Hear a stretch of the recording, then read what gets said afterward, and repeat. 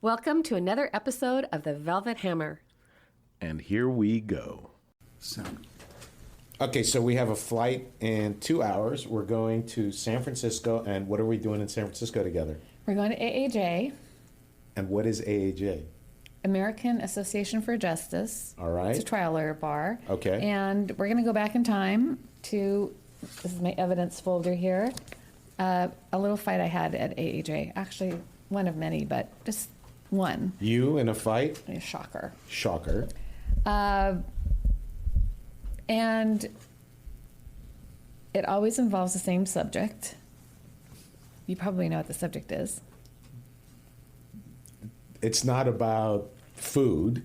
It's always about diversity. It's always about diversity, yes. So I kept so much stuff. It's very interesting. This is my whole folder on this thing. So, Mike, you can probably zoom in on this. Here was a seminar that I was going to go speak at. And what I would do, whenever I would get a seminar program, would be I would go through it and I would count. My kids have talked about me counting before. So there are 1, 2, 3, 4, 5, 6, 7, 8, 9, 10, 11, 12, 13, 14 speakers on this program. It's in Jazz Fest, so it means it's in New Orleans. They still kind of have it, but we did it every year as a speaker there. So I go through and I count. 1, 2,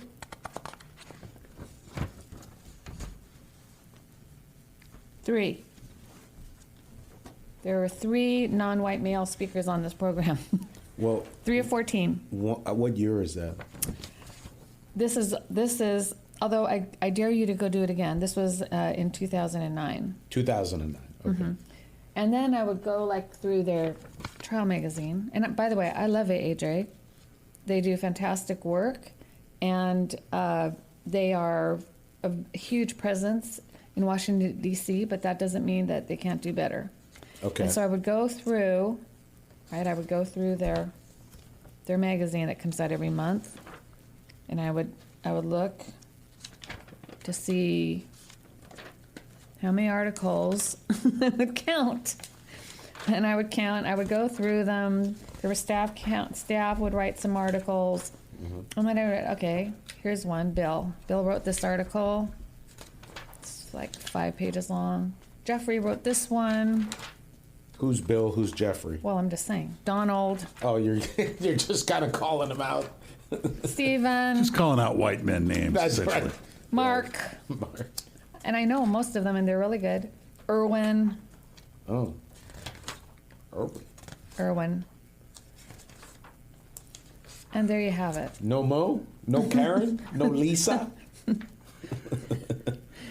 I mean, that's funny. So this was this article came out, not 2019. So what year is that, Maggie? 2009 also. 2009. So okay. I wrote a letter. I wrote an email. Oops, and I wrote this email in 2008. At the time, I was president of the trial lawyers here in Washington State. Obviously a little too full of myself. And I wrote this here. I write this letter as to AJ, and I sent it to the board of directors and the executives. I write this letter to AJ after attending the Midwinter Convention in Puerto Rico. Blah, blah, blah, blah. Let me just skip to the part. I was talking about being at the Council of Presidents and this parade of people. It is my opinion that AAJ's leadership has utterly failed to appreciate and take action on the issue of diversity in an institutional manner that can have hope of any true result. I share this not out of a need to engage in negative criticism, but with the hope that by frank expression of opinion, perhaps I can make some sort of a difference. For too long, I have listened to the sugarcoating, the talking around, the politically correct statements of AAJ in relation to this issue. Until people are not worried about making waves, whatever the internal political repercussions, AAJ will continue to flounder, even regress on this most important issue. blah, blah, blah. For this is what the current framework is. Leadership goes, in this case, to the Women's Caucus or the Minority Caucus, both of which I belong to, and asks the people to get more involved so change can occur. They ask these members to assume leadership positions or to speak or to become visible. This strategy shows itself perhaps at its worst when at the Minority Caucus, the lineup of male leadership stops by for a total of 5 minutes max. Not only do they say, quote, get involved, but they also urge us to make more money so we can afford to be one of them. And then, nodding and smiling, they leave. This is not how diversity happens. You do not go and mouth platitudes and act eagerly for people to step up. Such a passive approach will never bear fruit. Without the consciousness of a female or minority leader who will reach out and grab a like person, the rest of the leadership seemingly flows with the status quo. The newest push by AAJ is to have women and minorities, quote, get active within their sections. Let me tell you of my experience in the motor vehicle highway premises section. That's one that I was president of, and I became an officer in. I became an officer because I was the first speaker one morning and a nominee failed to show. Over the next 3 years until I became the chair, there were no other females or minorities on the roster. Each year, a WAM, now, you know what a WAM is? No, what is that? A white alpha male. A white alpha male? Yes. Okay, WAM. Each year, a WAM would caucus with friends and put himself on the ballot, daring anyone to challenge him. The year I was chair, three WAMs from New York wanted to be on the roster. I literally exerted executive authority, pulled one of the nominations, and told them I was going to Minority Caucus to fill the slot. They were surprised but didn't object. I went to Minority Caucus and recruited an African-American male. I told him he now had a mission to make sure that there would be another minority on the panel when he left, and he did. Blah, blah, blah, blah, blah, blah, blah. Within days of becoming chair of the MVC section, I received email after email and phone calls from WAMs who desired to speak at the next year's convention. I offended many of them by telling them I would get back to them if I determined their topic would fit within our program. I then physically recruited female and minority speakers for the panel. Until and unless you have a diverse section leaders who are conscious of the need to promote diversity, you will not have diverse speakers in your section CLEs. So, there are at least two problems. A, little to no safeguards within the organization to ensure that diversity is not just hoped for, but effectuated, and B, no reaching out and into the caucuses to pluck and place diverse members into positions that feed into the leadership chain. Blah, blah, blah, blah, blah, blah, blah. Okay. I'm very confrontational of a person sometimes. I just am. I'm just very direct. That wasn't that confrontational. I didn't put in everything. It was totally confrontational. Oh, it was. The president then of AAJ said, this is his first response to me. This email, I didn't read the whole thing. It was 4 pages long, single spaced. Okay. I wrote it on an airplane. He wrote back. So this is his first statement.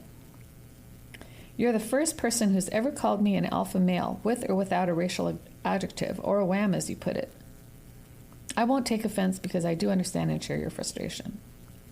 You and I have never discussed these issues. It is apparent that you do not know who I am and really have no idea how I feel about these issues. And you have no idea what I've done to promote women and minorities within and without AAJ. I would suggest that you ask around before you make assumptions about my values and actions. Or you can ask me directly. Blah, blah, blah, blah, blah.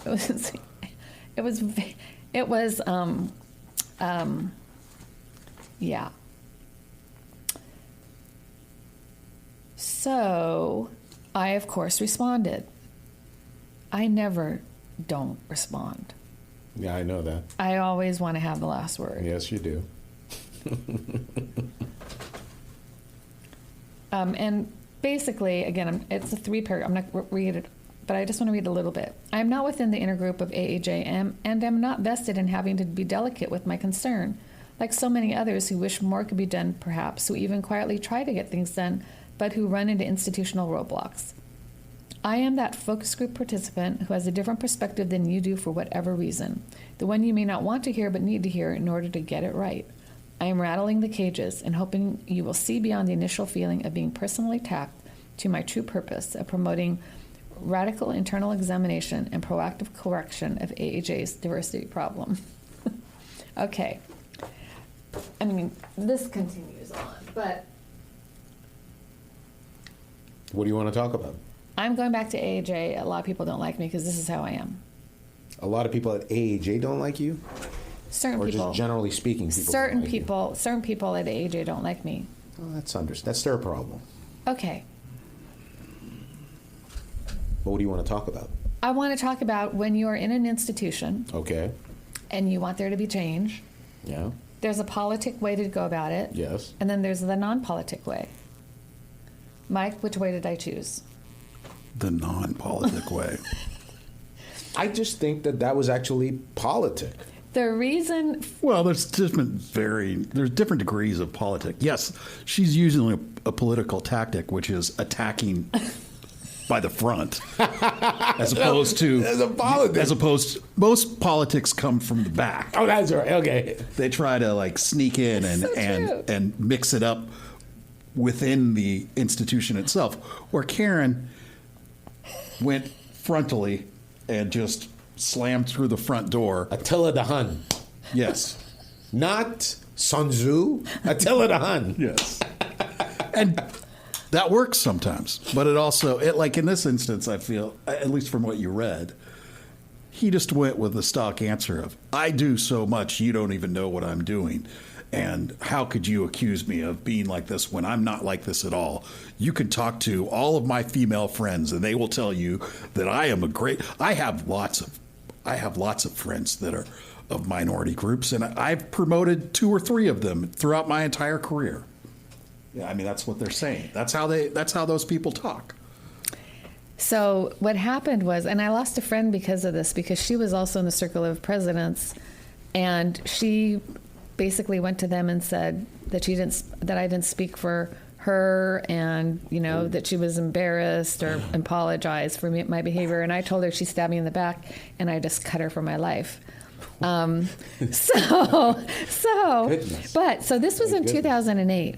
Okay, I had no power within Yeah. AAJ. Yeah.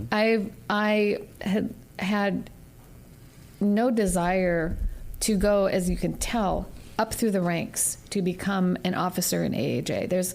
It's very political. I think like United States political. That's not me. It has a lot of requirements. They are more politician, just all not me. And so I had nothing to lose. But it was interesting to watch what happened. So after that happened, there's some things that happened that I'm not going to go into because it's a long story. But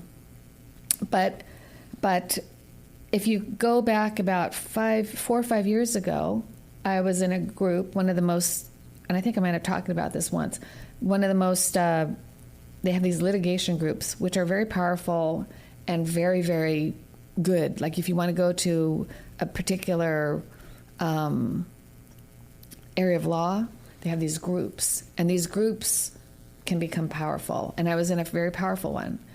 And it was so dysfunctional. There were like 3 women in the inner circle of this executive litigation committee, which I had been brought into, and all these New York, Texas, California WAMs. Sorry. Yeah. Like there was no minorities in there. It was all male. And then 3 women, maybe 4. 3 or 4 women. Total of out of like 30. In the executive, because once you were in the executive litigation group, you were never out of it. So it was anyway, they were promoting a whole nother slate of dudes, and I did something similar to this. I called him out, and I said, I'm done. I have no tolerance of this, and I left that group. And that's what I've done ever since, is I'm just done with it. Like, I don't care enough anymore. I cared more then in 2009. But let me tell you what happened between those 2 events, 2009 and 2000, let's say 22 maybe. Mm-hmm. I became a board member of AAJ because someone needed to do it from our state, and I went, and I was asked to do it. And that group, that leadership group within AAJ, circled their wagons and contacted executive leadership of trialers in Washington State, and told me that they didn't back me. They backed my arch enemy, who I was no longer talking, the one that was... Who was behind them when you Yes. did the first letter? Which is, they're prohibited from ever interfering in state organizations, but they all did it. Yeah. And this is why. So when I go to AJ, I have mixed feelings. There's the people I like, and then there's the people I don't like. So my question would be, why do you participate at all? Good point, right? Because they are so valuable. Like, I donate a lot of money to them because their lobbyists are, bar none, probably some of the greatest ones I've ever known. Because how does a small little organization go up against big pharma, big business, big insurance, and prevent tort reform on a national level? It's because of organizations like AAJ, which are few and far between. So that's a huge reason. And the second one is because for all of the people that I don't like, there's maybe not as many that I do really, really like. And I think that's the lesson of life in general. Like, no matter where you are when you're in a group, even in an office, you're never going to be buddies with everyone. But that doesn't mean that you don't benefit from it. So I have just really good friends that I like to see. I don't learn as much as I used to because I'm one of the older people that even go to these organizations now. Mm-hmm. But I also am very interested in like what's new. I'm a curious mind, and I really love some of the people. So I guess my question would be, was your original letter effective in change? So what happened was, after that happened, which I didn't go into, I was a member of the Minority Caucus, and we decided to ask them to implement a diversity mission statement, a diversity plan for the organization. Had not had one, and trialers here in Washington State had one for over 10 years. So we just took that one. Ed and I worked on it and re-edited it, but we were met with a lot of opposition. Shocker. So we've presented it and walked away from it, and then they did not take it and adopt it. What they did is they started from scratch. Maybe they took a peek at it, but they did implement a diversity plan within the organization. And the organization has gotten better, although there's examples like I just told you of the group that I just left a couple years ago where it was the same old. So they try, and now I don't even know if they would even try, because can we even have diversity anymore? No. Yeah. I'll say it. Yeah. We can't right now in this political environment. We've got major U.S. companies who are bowing to the king. So when I huffed and puffed and left that other, if I'm going to go out, I'm going to go out with a bang. And so I wrote and did blogs and all that stuff when I left that executive litigation group. I don't want to say they got in trouble, but they got watched. They got a staff person assigned to go there. They had to make a rule change. I don't know how much they've changed since then because I don't go back there. But my little huffs and puffs have always got some kind of reaction that's led to something else. And that's, I guess, my point of my story today.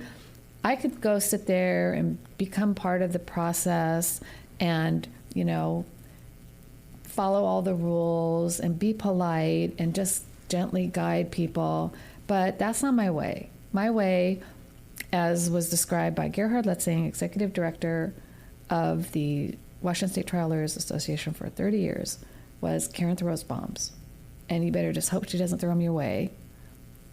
But they're not because of just for my own personal satisfaction, although sometimes they kind of are, because I like to see what happens.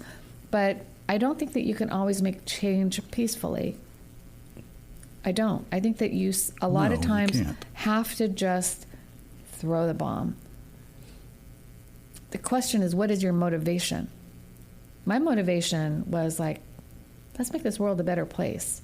Let's not have 3 out of 14 speakers be non-white male men. Even if they are effective at lobbying in the political environment? Yeah. That's the whole point. Mo, you've been very quiet. Well, I'm listening. Mo is very politic, and he doesn't throw bombs. Yeah. That's not necessarily true. He throws them a lot more sneakily than you would. What bombs have you thrown? Not that it's a good thing, Mo. You don't have to. It's not like it's a good thing or a bad thing, but I guess I don't view as the email that you wrote a bomb.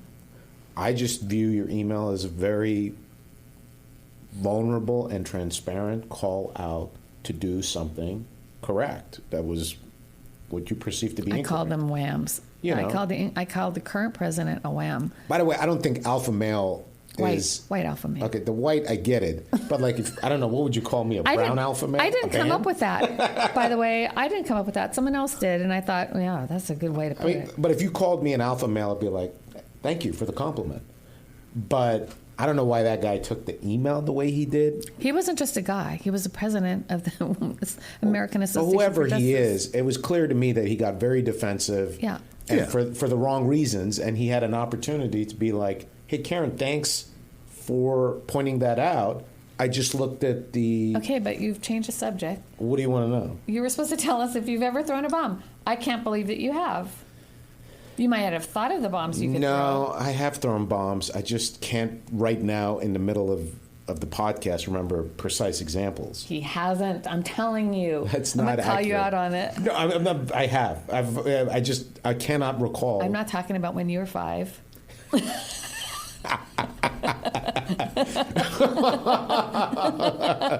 Okay. In an organization. I mean, Mike, have you ever done anything like that? It does take a certain level of... I will say, I am more backroom than I am frontal assault. Yeah. When it comes to political situations. And that's because I'm usually coming, I'm not anyone of importance in most of those situations. So I would say when you wrote that letter, you did it knowing that you had a position where you could make that statement and still get away with it. Borderline, I mean... If one of the new attorneys at our firm did that in 2008, right, what would have happened? Right. They probably wouldn't have gotten a response at all. At all. It would have been ignored. Yeah. Entirely. And that's why that's why people in positions of power are able to get away with stuff like that, because they are allowed to ignore the rank and file if they want to. And I think that's, whereas you came from you were someone who had been in positions that were in power at a state level, so they had to respond to you. If they didn't, it would have been worse for them. It's true. And I mean, I hate to point this at both of you, but you guys are all attorneys. Mm-hmm. So you have the fear of a legal fight in situations like that. Like if they dismissed you and ignored it and continued the thing, then you would have had the possibility of bringing some sort of litigation against them. Okay. Not for sure, but at some point it's hold possible. On, because Mo's been feverishly thinking. Okay, now I've been thinking about a bomb. Okay, I was on a DEI committee and I threw a bomb. Wait, where? At my former job at the Federal Public Defender. What did you throw? I thought that the DEI initiative was misplaced, a drain. It was self-involved, self-indulgent. It was basically an opportunity for people to, in a silo, complain about personal stuff and nonsense.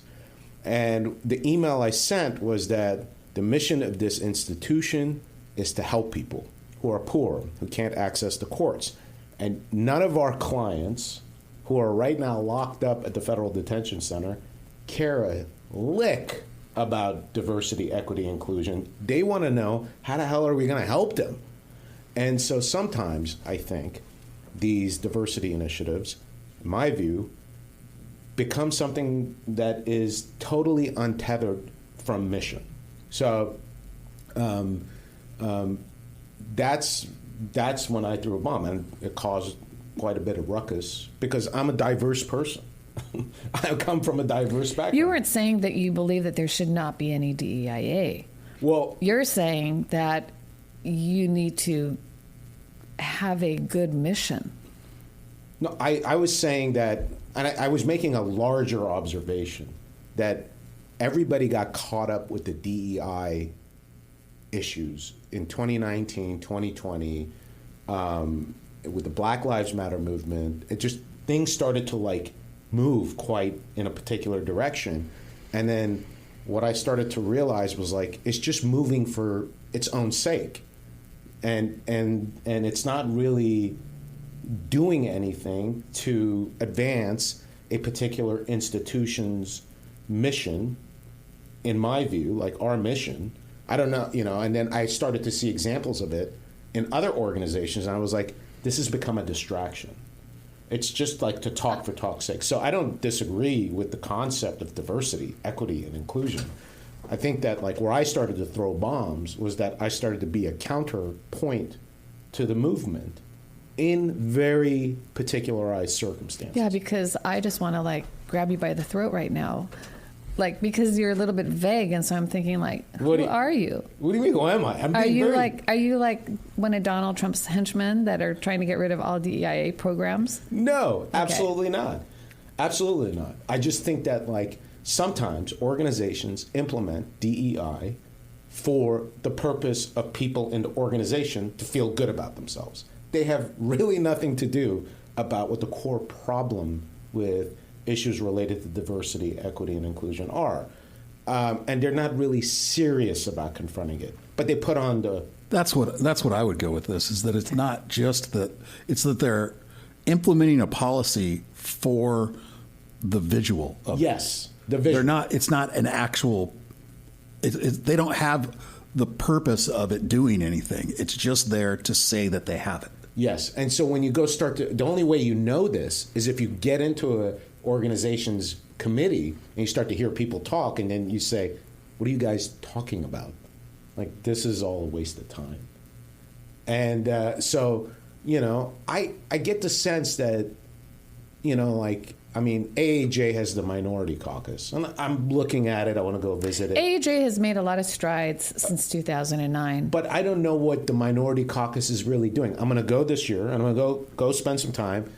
Our friend Ed Moore is going to come in and vouch for me. This is Mo. I know him. He's a guy. They're going to have listened to this podcast, so they're not going to let you in. Exactly. Well, why not? Because you said you're against the EIA. That's not what I said. Mike, did I say I'm against the EIA? No, you said you were against the policy that they had at the time at the place that you were. Thank you. Look at you. Look at what you do. I know. I mean, she's like a shark. She's a shark. Chummed waters. It's like. Wait, I do it all the time. He'll call me. He'll be kind of placid. I'm like, I just don't want to talk to you anymore. You're really boring. He's like, what? I said, I'm here to be entertained. I need some stuff. Okay. Definitely entertaining. Right? By the way, but really, why do you think there's been a huge political shift? Because the DEI, the way it was implemented in many ways, was unattractive to people. Because it wasn't about diversity issues. It was about people feeling self-important, I'm the leader of diversity, equity, and inclusion. Okay, you're being overly broad. Good. I would say you just painted me. I would say that it goes even further in that the people that Karen is talking about, who, 20 years ago were the heads of all of those boards, they never wanted DEI to begin with. So No. when when you fast forward to when you're talking about, then they have the conservative backlash that we have right now. I think a lot of people who probably implemented things at their companies were like, I just did this because we had to, like I said. Yeah. And now they're like, great, we don't have to do it anymore. It was never about what Karen was talking about when she wrote that letter the first time, which is, let's have some positive change. Let's get a different perspective here, which we've established over these podcasts is one of the things that you have and one of the things that Karen has. But a fucking 70-year-old white dude who's been sitting on the top of a board forever, he doesn't have any idea. He's never needed any diversity. Mike, he's never needed any of that Mike, stuff. Go, Mike. But Mike, you're absolutely right. Oh, I know I am. You're absolutely right. Yeah. The other thing is that you don't need a DEI initiative. By the way, one of the reasons I've always believed that there has been this huge issue, including in an attorney organization, where, I mean, like I just told you, the best thing about this is its political program, its mission, it's helping other people. You would think that that's the kind of change that we're talking about right now. that they should be leading the change. Yeah. Look at our entire industry as plaintiff personal injury. It is heavy white male at the top. Heavy, heavy, heavy. So heavy. I mean, globally, it's still very, very not diverse. But when you look at who's at the top of the profession, it is enormously old white dudes. And they're it's so true. And they're good looking. And they have really good skin. But they don't want to give up. I'm laughing because you said all the people at AAJ look beautiful. They're like the most good-looking people. Well, they can afford they are it. beautiful and fantastic looking. Just think about it. There is so much money and power involved in making the decision to give equal opportunity to other people that are not in that, that white male privilege circle. It is. Why would you voluntarily give it up? You wouldn't.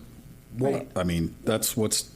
Like I said, I feel like that is one of the big things about today's political environment is I see all these people saying that they don't like the changes that are happening in this country, yet they continue to let them happen, and I guarantee it's because of what. The same kind of thing that my dad told me one of the times that he was voting for somebody that I didn't agree with. And it's because in the end, it's all about money. That's what they want. And if they can convince you that the money is going to keep flowing towards you, people vote for it, no matter what they believe. There are people in AAJ that they're all WAMs that just go around and they want to be the chair of every single section. They just collect them like, what are you put in your belt buckle? When you look at their CV, they've got a list. It's just a mile long. I'm the head of trucking. I'm the head of brain injury. I'm the head of medical negligence. I'm the head of motor vehicles. I'm the head. Yeah. They just go, and there's nothing to stop it. That's an organizational failure, because that personality type, which is going to face it, an aggressive person. Yeah. Who happens to typically be white male, will get ahead because they're so freaking aggressive.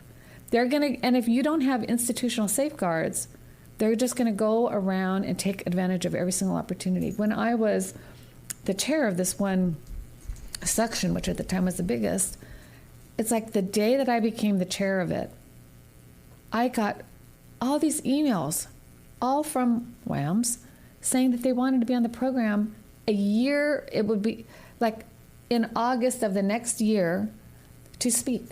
I was like, this is how it goes? Like, you don't even have time to go and see who else wants to speak. It's just these same people that are the heads of everything are speaking at everything because they want all the referrals. They want, it's market share. Money, money, money, money. But if an institution doesn't have safeguards, that's what happens. Well, I mean, I mean, that's the institution. That's the way it's designed, and the only way. All of these institutions are Okay. designed by the patriarchy. But I can tell you something. I can tell you that. They were all designed by men, just like this country. But I can tell you that a lot of these organizations are not attractive. Mike is just dying over there. Here's Karen standing against the tide of history. It's true. Well, okay, but you're not. That's history. Like, that's ground truth. We're still living in history. I mean- Like, why isn't it changing? Why, as Alicia used to tell me, and I was like, hey, good point. Why is there a thing called precedent? Why do we have to rely on precedent? That's a whole nother subject. Why is it so hallowed? Yeah, I think we Look can where do it a whole came nother from. episode on that Look one. where it came from. What the heck? We're gonna Okay, construct. Mo, what were you going to say? Okay, go ahead. Yeah, you're just getting me going. Like, oh, I know. Just riling I think you what up. I was going to say is that I'll tell you that the generation of lawyers that are coming up think this is like that. You know, like Yeah. you know, like they think it's like, oh, like it's 1990s. Like, oh, go to your little organization, and like I can tell you right now, the lawyers are like, whatever. These organizations are going to become eventually irrelevant. And the way that law is being practiced, the way that lawyers are organizing around issues and matters are outside of these organizations. So this is why I told Mike, I was like, this is a place where you go watch all the good-looking people. Yeah. You know? But it's sad because, like I said, their lobbying efforts are crucial. I think they'll just change. I think the lobbying Yeah, efforts are going to I was going to say there needs to be new organizations is Yeah. the problem. You need to start new ones from the ground up, which it's AAJ, not going to be don't listen easy. to this. AAJ, I still love you. Don't listen to this. Well, Even though I'm critical of it, I still love it. well, But it isn't. nobody from AAJ has like reached out to me affirmatively and said, "Oh my goodness, welcome to the practice." No, they will never. You know, oh, It's too big. Here's a, you know, okay, fine. I Did to me- WSAJ reach out to you? No, nobody from WSAJ. Oh wait, Elizabeth Hanley reached out to me and asked me for help, but That's different. that's different. That's not saying, hey, welcome. No, but she didn't. You're well, making this up, Mo. When you first became a plaintiff lawyer, did anybody contact you from any organization? No. Okay, you could have said that faster. You didn't even have to think about that. That was just like, no.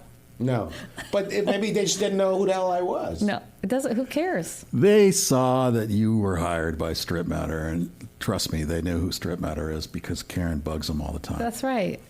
Nobody. And they know- knew who it was before because we Yeah. had a couple WAMs here too. Yeah.